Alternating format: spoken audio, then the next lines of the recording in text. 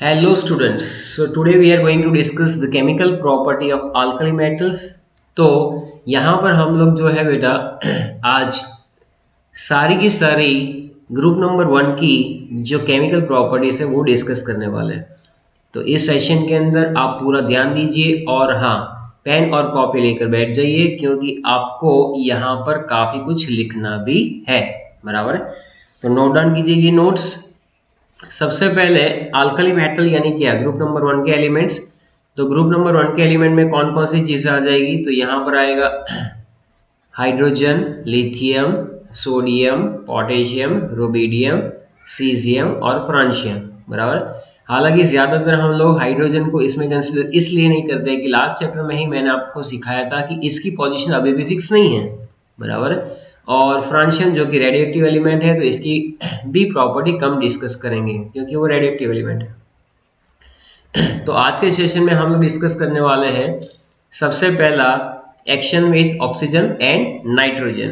तो आप देखो कि सबसे पहले एक सिंपल सी बात सोचो, ये सब तो लिखा हुआ है, मैं अपनी तरीके से आपको समझाता हूँ कि अगर मेटल जो है ग्रुप नंबर 1 यानी क्या, मेटल से सारे के सारे टॉप टू बॉटम मेटल ही कैरेक्टर इंक्रीज भी होता है। और दूसरी बात, अगर इसको हम लोग ऑक्सीजन के साथ रिएक्ट करवाएंगे तो कैसे होगा, तो आप देख सकते हो कि ये सारे के सारे जो है बेटा वो क्या हो गए, मोनोवेलेंट आयन है। मान लो कि Li+ है और O-2 है, तो ये Li2O बनाएगा। बराबर है, ऐसा। दूसरी बात, कुछ कुछ एलिमेंट्स ऐसे भी है जो यहाँ पर पेरोक्साइड बनाते हैं, जैसे कि सोडियम। तो या तो ये M2O टाइप के ऑक्साइड्स बनाएंगे या तो ये बनाएंगे M2O2 टाइप के ऑक्साइड्स। बराबर है, ये चीज आपके दिमाग में फिक्स होनी चाहिए, तभी तो आपको पता चलेगा कि ये चीजें कैसे यहाँ पर एड ऑन हो रही है। तो आप देख सकते हैं यहाँ पर सबसे पहला जो इक्वेशन है कि generally they form oxides and peroxides, यानी M+O2 इट गिव्स M2O, और भी ऑक्सीजन डालते रहो तो वो बन जाएगा peroxide. The alkali metals tarnish in dry air due to the formation of their oxides on their surface। बराबर है। आपको अगर मालूम हो तो सोडियम जो है वो केरोसिन में रखा जाता है, जैसे उसको बाहर निकालेंगे उसके ऊपर थोड़ा सा ऑक्साइड का लेयर भी आ जाता है क्योंकि उसका कलर वैसे का वैसा नहीं रहता है। बराबर है, तो ये काफ़ी रिएक्टिव होते हैं।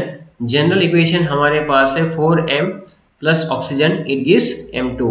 4m छोड़ो, इतना याद रखो कि M+O2 जो है बेटा, अल्कली मेटल जो है वो ऑक्सीजन के साथ रिएक्ट करेगा तो कैसे बनाएगा। तो आप अगर सिंपल सा लॉजिक लगाओगे तो M+O2, मैंने आपको पहले ही बोला कि ये मोनोवैलेंट आयन है बेटा, तो ये M2O टाइप के ऑक्साइड्स बनाएंगे। फिर भले ना आप ऑक्सीजन को बैलेंस करो, जैसे यहाँ राइट हैंड साइड ऑक्सीजन को बैलेंस करने के लिए 2 रखा, 2 दूसरा यहाँ पर 4m हो जाएगा। ये सब सिंपल सी बातें हैं। बराबर है, इसको अगर रियलिटी में हमें चेक करना है तो यहाँ पर मैं इक्वेशन लिख रहा हूँ। जैसे कि मान लो कि मुझे लिथियम का रिएक्शन लिखना है, तो मैं क्या करूँगा, Li+O2 कौन सा ऑक्साइड बनाएगा, वो मोनो ऑक्साइड यानी Li2O। Li2O बना रहा है। अब यहाँ पर 2 ऑक्सीजन है लेफ्ट हैंड साइड, तो मैं यहाँ पर 2 करूँगा तो 2 2 4 हो जाएगा, तो 4Li+O2 इट गिव्स 2Li2O। तो यहाँ पर वही इक्वेशन मेंशन है, यहाँ पर वही इक्वेशन मेंशन है जो यहाँ पर हमने डिस्कस किया है। Look at that. So this is the equation for Li+O2 it gives 2Li2O यानी कि मोनो ऑक्साइड। उसके जस्ट नीचे वाला एलिमेंट है वो क्या करता है, उसके जस्ट नीचे वाला एलिमेंट यानी सोडियम। सोडियम जो है ऑक्सीजन के साथ हमेशा बनाता है पेरोक्साइड Na2O2।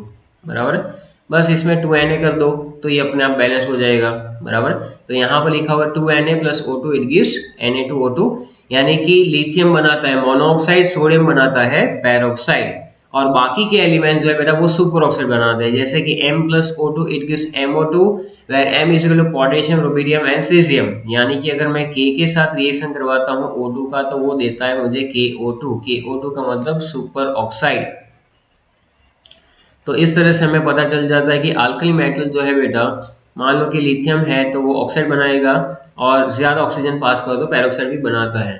लेकिन ये जो ब्रैकेट में लिखे हुए हैं ना, उसका माइनर प्रोडक्ट मिलता है और मेजर प्रोडक्ट ये मिलता है। तो मैं यहाँ पर लिखता हूँ Li2 major product in the case of lithium और Na2O2 is the major product in the case of sodium.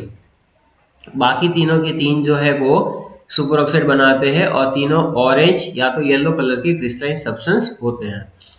All the super oxides are paramagnetic in nature. Super oxide paramagnetic कैसे होता है, तुम्हारा दिमाग जरा जोर से लगाओ, बराबर। जैसे कि KO2 हो गया, बराबर। अब KO2 के अंदर आप देखोगे कि पैरामैग्नेटिक का मतलब क्या होता है, अनपेयर इलेक्ट्रॉन। तो यहाँ पर अगर मैं KO2 को अगर हम लोग स्प्लिट करें तो क्या हो जाएगा, K प्लस और O2 -1। तो आपको तुरंत पता चल जाना चाहिए कि एक ऑक्सीजन के लिए यहाँ पर कितना आ जाएगा चार्ज। तो आप देखेंगे कि एक ऑक्सीजन के लिए यहाँ पर बेटा रहेगा -1/2, तभी तो +1 हो पाए -1 हो पाएगा, तभी तो ये बैलेंस होगा। इसका मतलब है कि ये सारे के सारे ऑक्साइड जो है वो कैसे है, paramagnetic in nature. Next point में हम लोग जाएंगे आगे कि भाई यहाँ पर लिखा हुआ है कि the increasing stability of the peroxide और super oxide as the size of metal ion increases. तो सिंपल सा लॉजिक है, जो यहाँ पर आपने इक्वेशन देखा उसमें आपने देखा कि लिथियम क्या बनाता है, मोनोऑक्साइड, सोडियम क्या बनाता है, पेरोक्साइड, पोटेशियम क्या बनाता है, सुपर ऑक्साइड। तो टॉप टू बॉटम आप जा रहे हो तो एटॉमिक साइज इंक्रीज हो रही है किसकी, अल्कली मेटल की। अल्कली मेटल की अगर एटॉमिक साइज इंक्रीज हो रही है तो सुपर ऑक्साइड की स्टेबिलिटी भी बढ़ रही है। Due to stabilisation of large anion by larger cation. तो टॉप टू बॉटम कैटायन भी बड़ा हो रहा है और एनायन भी सामने ऑक्सीजन है तो वो भी बड़ा है, तो इसकी वजह से यहाँ पर स्टेबिलिटी बढ़ेगी। दूसरी बात है कि ओनली लिथियम, नेक्स्ट पॉइंट क्या है, ये रहा, only lithium reacts with nitrogen. तो मैं आपको बता देता हूँ यहाँ पर लिथियम की एक एनोमेलस प्रॉपर्टी है। अगर मैं लिखूँ कि लिथियम जो है वो नाइट्रोजन के साथ रिएक्शन करके बनाएगा कि नाइट्रोजन यानी N2, तो यहाँ पर क्या सोचना है आपको, Li+1 है, नाइट्राइड आयन N-3 है, क्रॉस मल्टीप्लाई करोगे बनेगा Li3N, तो ये बनाएगा लिथियम नाइट्राइड। बाकी कोई भी एलिमेंट ऐसा नहीं है कि जो नाइट्रेट बनाता हो, तो ये एक एनोमेलस प्रॉपर्टी है बेटा। तो यहाँ पर लिथियम है, यहाँ पर 2 नाइट्रोजन, मैंने 2 नाइट्रोजन राइट हैंड साइड पे किए तो मुझे लिथियम कितने रखने पड़े, 6। तो ये बैलेंसिंग इस तरह से हो जाती है। तो ये यहाँ पर हमारी बैलेंसिंग हो जाती है। नेक्स्ट है हमारे पास कि भाई एक्शन विथ वाटर, पानी के साथ कैसे रिएक्शन देगा ये, बराबर। अब बहुत ही ध्यान से देखो आप कि पानी के साथ ये जो अल्कली मेटल्स है वो क्या देते हैं आपको, MOH प्लस हाइड्रोजन। आपको कहीं पर दूर जाने की जरूरत है ही नहीं, M की जगह पर सोडियम लेकर देखो, Na plus H2 gives NaOH plus H2। तो M अल्कली मेटल है वो, और कोई भी alkali metal generally MOH type का ही हाइड्रोक्साइड देगा, क्योंकि यहाँ पर बेटा जब M होता है वो +1 होता है, OH का चार्ज होता है -1, तो ये हमेशा से हमें देगा MOH।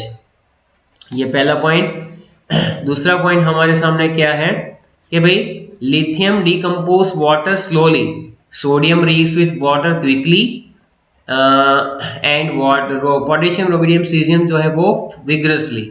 तो ये एक इन्फॉर्मेशन है कि कौन सा एलिमेंट पानी के साथ स्लोली रिएक्ट करेगा, कौन सा क्विकली करेगा और कौन सा विग्रसली यानी फटाफट, जैसे ही डाला वैसे धमाका। सोडियम डालने से पानी में धमाका होता है।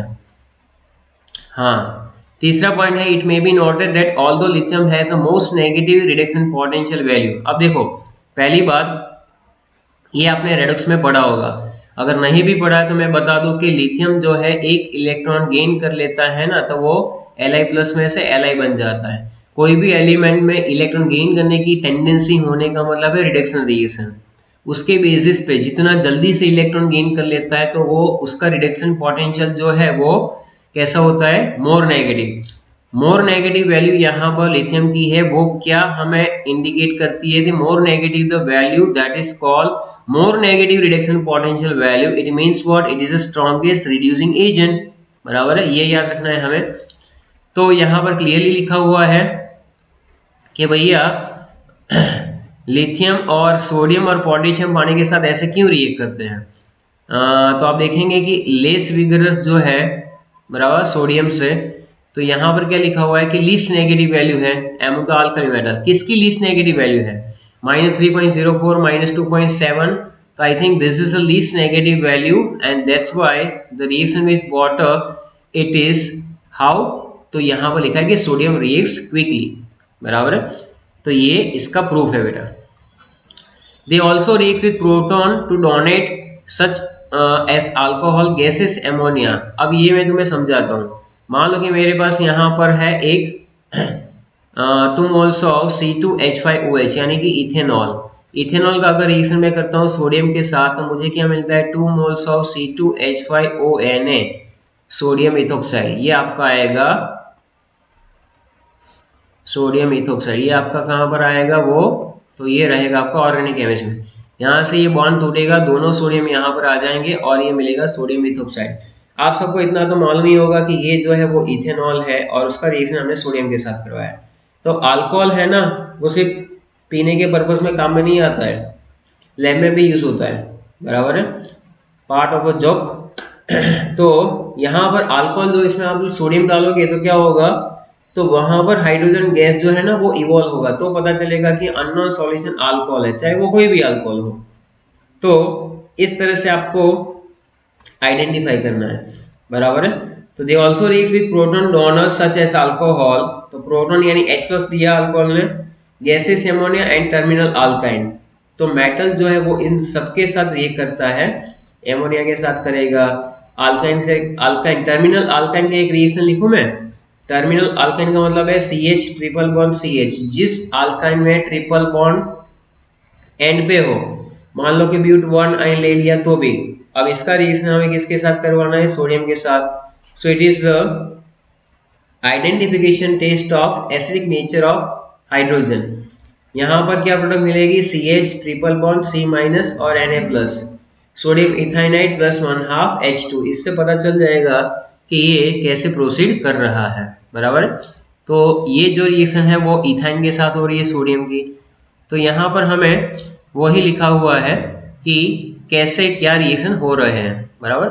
तो हम लोगों ने यहाँ पर वही चीज पढ़ी, 1 minute, yes, so it is here, हाँ, कि भैया वो रिएक्ट कर लेता है। अब हमारी बात आती है हाइड्रेट्स के ऊपर। तो हाइड्रेट्स जो है वो बहुत ही सिंपल है, मेटल हाइड्रेट यानी ग्रुप 1 के एलिमेंट कौन से टाइप के हाइड्रेट बनाते हैं, MH टाइप के हाइड्रेट बनाते हैं। तो ये बहुत ही सिंपल इक्वेशन है, जैसे कि 2m + H2 it gives 2mH, जिसमें हाइड्रोजन का ऑक्सीडेशन नंबर होता है -1, बराबर। और ये मेटेलिक हाइड्रेट जो है वो है ना, लास्ट चैप्टर में पढ़ाया, that is the saline hydrate. S block के एलिमेंट जो बनाते हैं वो आयोनिक नेचर में होते हैं। Stability of this hydrate decrease down the group, यानी टॉप टू बॉटम आएंगे तो क्या होगा कि इसकी स्टेबिलिटी जो है वो डिक्रीज होती जाएगी। Since electropositive character decrease from caesium to lithium.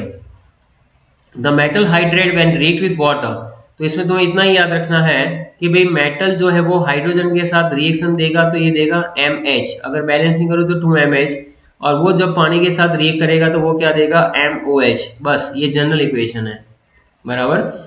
तो इसका मतलब ये हुआ कि यहाँ पर ये इक्वेशन जो है बहुत इजी है और आपको लर्न भी करना है, ये दोनों वाले। नेक्स्ट है हैलाइड्स। देखो ये तुम्हारी टेक्स्ट बुक के अंदर बहुत ही घटिया तरीके से दिया हुआ है, तो आप थोड़ा सा NCERT को भी फोकस करो, लेकिन मैं जो तुम्हें यहाँ समझा रहा हूँ वो भी समझो। हैलाइड्स में क्या लिखा है बेटा कि the alkali metals react vigorously with halogens to form the ionic halide. बहुत ही सिंपल सी बात है, 2Na + X2 it gives 2NaCl, 2K + Cl2 gives 2KCl, तो वो KCl कैसा बन रहा है, आयोनिक, NaCl कैसा है, ionic. Alkali metal halides formation is increase from lithium to caesium, यानी कि टॉप टू बॉटम जाओगे तो हैलाइड फॉर्मेशन बढ़ेगा due to increase in the electropositive character.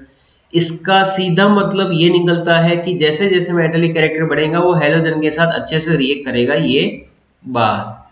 Lithium halide है मोर कोवेलेंट कैरेक्टर, लिथियम हैलाइड की covalent character किसके ऊपर से समझा सकते हैं, तो आप देखो बेटा, अगर मैं यहाँ पे लिखूं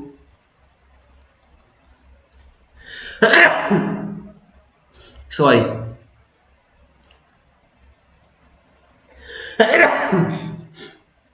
अच्छा,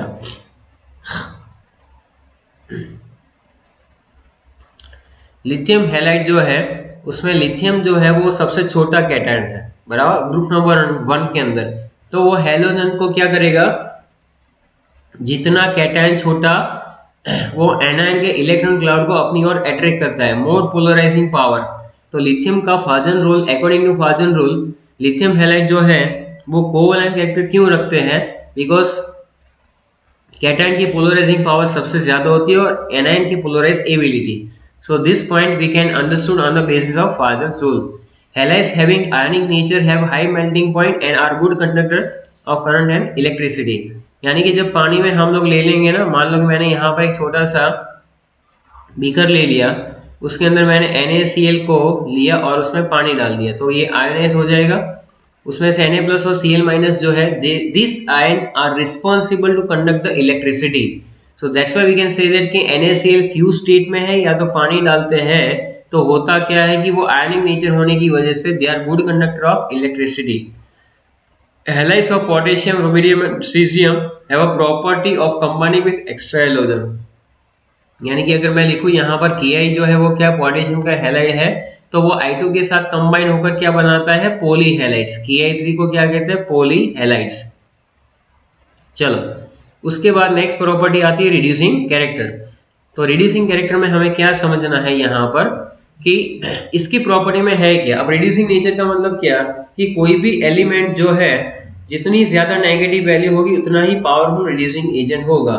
जैसे मैं यहाँ पर लिखूं कि लिथियम जो है -3.04 है और सीजियम -2.92 है, तो रिड्यूसिंग प्रॉपर्टी कैसे डिसाइड करेंगे, lithium is the strongest reducing agent, यानी कि उसका क्या हो जाएगा, यहाँ पर आप देखोगे तो रिड्यूसिंग एजेंट जो होता है उसका खुद का ऑक्सीडेशन हो जाता है, बराबर है।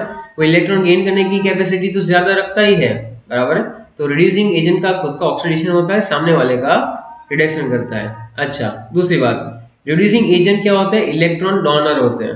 रिड्यूसिंग एजेंट क्या होते हैं, इलेक्ट्रॉन डोनर होते हैं, बराबर।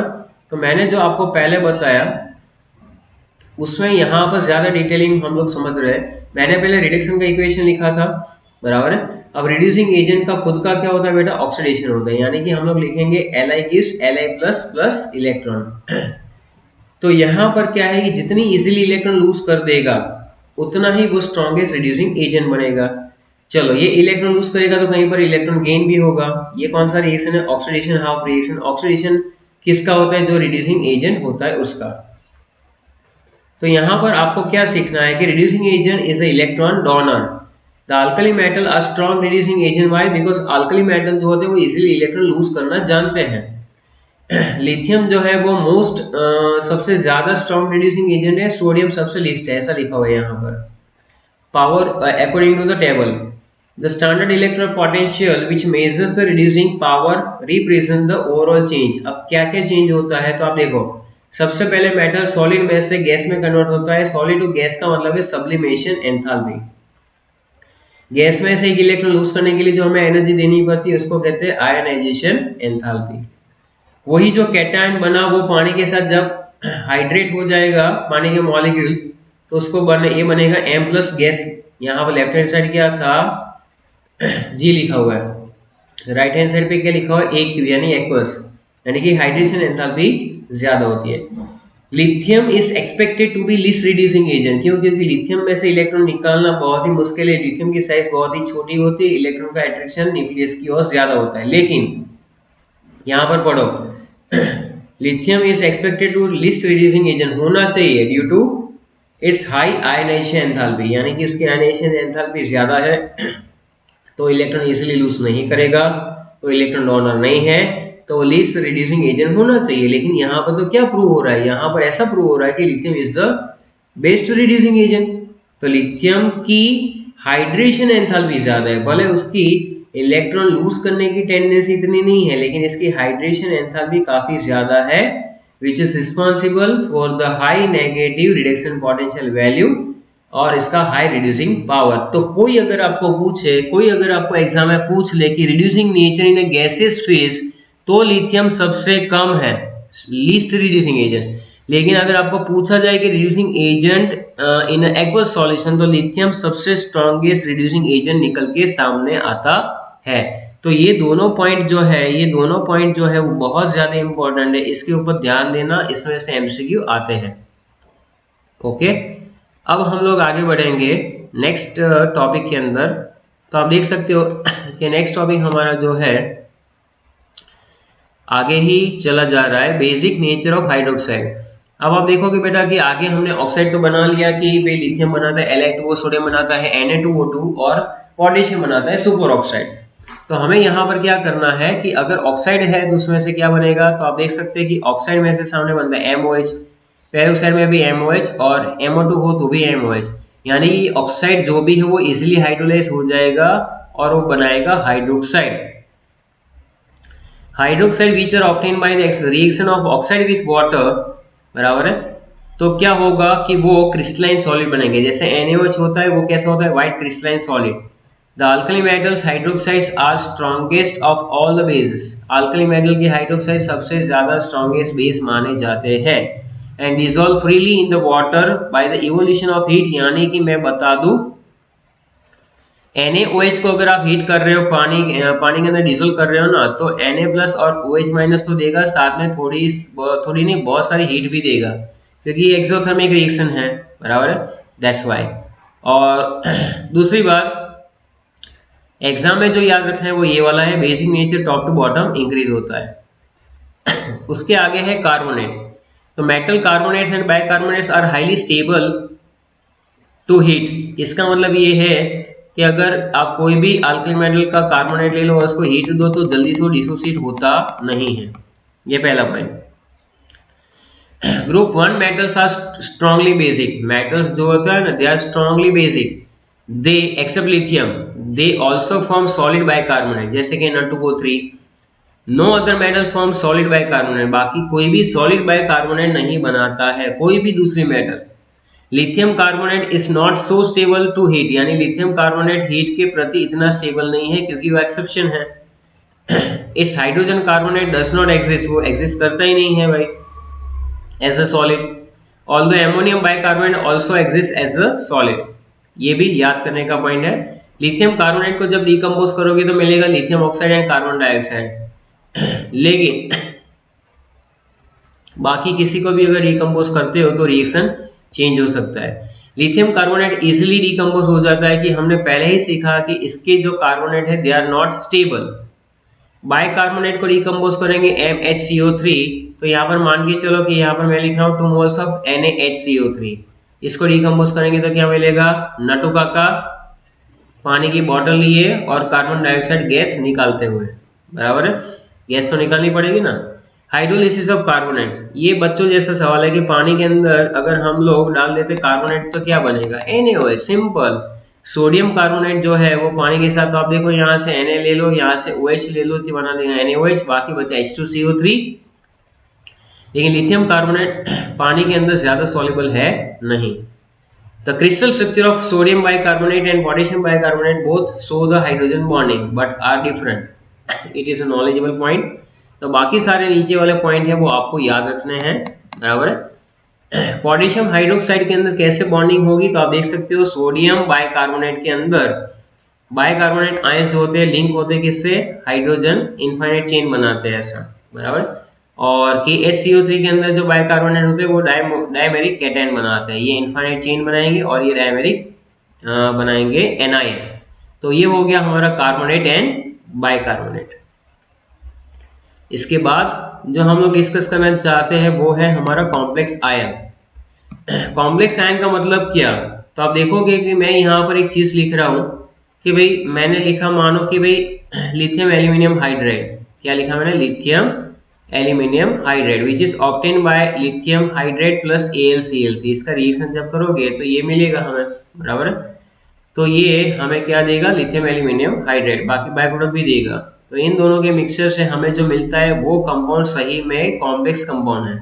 कॉम्प्लेक्स कंपाउंड का मतलब क्या, कि लिथियम लिखो स्क्वायर ब्रैकेट के अंदर AlH4 माइनस आयन और ये Li प्लस आयन, ये लिथियम आयन है, लेकिन इसको कहते हैं कॉम्प्लेक्स एनायन।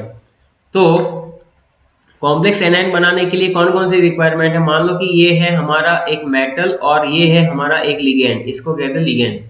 लिगेंड क्या करता है, मेटल को इलेक्ट्रॉन पेयर डोनेट करके कोऑर्डिनेट कोवैलेंट बॉन्ड बनाता है। या पढ़ोगे 12th में, हल्का सा मैं आपको टीजर दिखा रहा हूँ बेटा। यहाँ पर लिथियम एल्यूमिनियम हाइड्राइड के अंदर एल्यूमिनियम सेंट्रल मेटल एटम है, जिसमें हाइड्राइड आयन ने उसको इलेक्ट्रॉन पेयर दी है, तो ये बना देता है कॉम्प्लेक्स कंपाउंड। कॉम्प्लेक्स कंपाउंड बनाने के लिए एल्यूमिनियम का चार्ज छोटा होना चाहिए, तो ये सारी प्रॉपर्टीज हम लोग यहाँ पर पढ़ रहे हैं कि this metal shows the complex formation only when it's following characteristics. First, small size, high nuclear charge, जो मैंने अभी आपको बताया, प्रेजेंस ऑफ एम्प्टी ऑर्बिटल्स, यानी कि उस मेटल के पास या मेटल आयन के पास ऐसी खाली ऑर्बिटल चाहिए जिसके अंदर लिगेंड, बराबर है, वो जो एनायन है वो क्या कर सकता है, अपने इलेक्ट्रॉन पेयर डोनेट कर सकता है। लिगेंड दिमाग में याद रखना कि ligand species which has the lone pair of electron to donate the central metal atom. तो लिगेंड क्या होता है, या तो नेगेटिव आयन या तो न्यूट्रल मॉलिक्यूल, जो इलेक्ट्रॉन पेयर डोनेट करता है किसको, मेटल को। तो presence of empty orbitals in order to accept electron pair from ligand, बराबर है। तो ये भी होना चाहिए। Due to small size lithium in alkali metals forms a few complex, बराबर है, बाकी कोई कॉम्प्लेक्स बनाता है नहीं। अब मेटल का एसिड के साथ रिएक्शन ये बहुत ही सिंपल है, इसमें क्या डिस्कस करें, 2m + H2SO4, तो ये देगा M2SO4। जैसे यहाँ पर मैं लिखूँ अगर 2Na, तो ये देगा 2 moles of Na2SO4।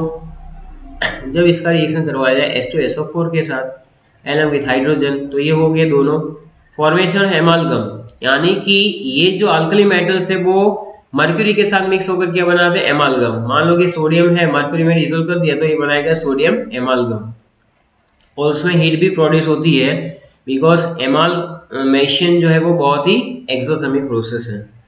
Alkali metals form करते हैं alloy themselves as well as with other metals, so this is just knowledge based point. Sulphate के बारे में अगर हम लोग डिस्कस कर ले बेटा, तो सल्फेट में क्या करेंगे, all this form sulphate of type M2SO4, ये तो अभी अभी हमने देखा। Except lithium sulphate all are soluble in water, यानी कि लिथियम सल्फेट पानी में सॉल्युबल नहीं है, ये एमसीक्यू में आएगा। This sulphates on fusing with carbon, यानी कि मेटल सल्फेट का कार्बन के साथ फ्यूजन करो, रिमिक्स बनाओ, तो ये क्या देता है हमें, सल्फाइड देता है। क्या देता है, सल्फाइड। सल्फाइड की बात आई तो सल्फाइड भी देख लेते हैं कि all the metals react with sulphur to forming the Na2S type of sulphide, बराबर है। या तो पॉलीसल्फाइड को बना लेते हैं कई बार, और जिगजैग चेन होती है उसके अंदर सल्फर की। Moving on the next, nitrates है यहाँ पर हमारे सामने।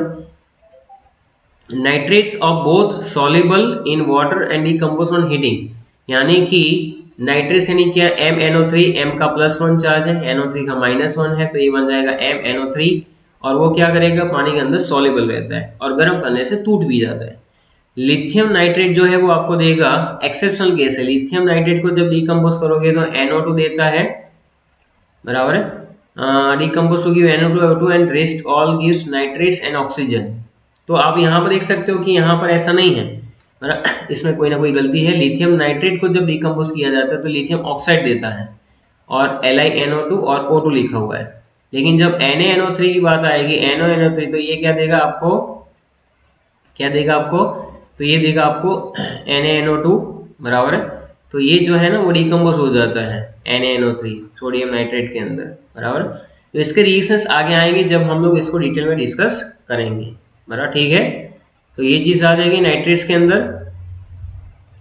Solution in liquid ammonia, that is the last point of our theorem, बराबर। तो यहाँ पर आप देख सकते हो कि क्या है और कैसे करना है। तो देखो, सॉल्यूशन इन लिक्विड एमोनिया का मतलब क्या है कि alkali metals dissolve in liquid ammonia and give blue solution. Blue solution क्यों देता है भाई, तो फटाफट समझते हैं कि जब आप मेटल को क्या करते हो, और which is conducting and reducing and paramagnetic in nature, फिर से अल्कली मेटल डिसॉल्व्स इन एमोनिया। तो अल्कली मेटल को जब हम लोग पानी में डालेंगे तो सबसे पहले इसका हम लोग आयनाइजेशन करवा देते हैं, ये N इलेक्ट्रॉन। अब मैं लिखूं कि कैटायन जो है M+N, उसका भी एमोनिया के साथ रिएक्शन और इलेक्ट्रॉन का भी, बराबर। तो यहाँ पर वही लिखा हुआ है, कैटायन का जब होता है कॉम्बिनेशन तो M+N के एमोनिएटेड कैटायन मिलता है। पहले से समझो, मेटल को डिसोसिएट किया, डिसोसिएट नहीं यानी हमने इसमें से इलेक्ट्रॉन निकाला, formation of cation by supplying the which energy, that is called ionisation enthalpy. तो इसने बना दिया बेटा M+1 और N इलेक्ट्रॉन। तो यहाँ पर जो कैटायन है वो एमोनिया के साथ क्या करेगा, एमोनिएटेड कैटायन बनाएगा, एज वेल एज इलेक्ट्रॉन भी जो है वो एमोनिएटेड इलेक्ट्रॉन बना लेता है। तो मैंने यहाँ पर सेपरेट भी लिखा हुआ है कि M+ जो है XNH3 के साथ बनाता है ऐसा एमोनिएटेड कैटायन, और इलेक्ट्रॉन बना देता है एमोनिएटेड इलेक्ट्रॉन। यही इलेक्ट्रॉन जो है वो ब्लू कलर के लिए रिस्पॉन्सिबल है, क्योंकि ये इलेक्ट्रॉन जो होगा वो क्या करेगा, एनर्जी एब्जॉर्ब करके हायर एनर्जी स्टेट में जाएगा और वहां से वापस वो ग्राउंड स्टेट में आएगा, तब कलर प्रोड्यूस करता है। तो एमसीक्यू में कोई आपसे पूछे कि ब्लू कलर कैसे प्रोड्यूस होता है, तो एमोनिएटेड इलेक्ट्रॉन से। पैरामैग्नेटिक नेचर किसकी वजह से, तो इट इज ऑल्सो एक इलेक्ट्रॉन जो बच जाता है एमोनिएटेड इलेक्ट्रॉन, क्योंकि पैरामैग्नेटिक नेचर के लिए एक इलेक्ट्रॉन अनपेयर होना चाहिए।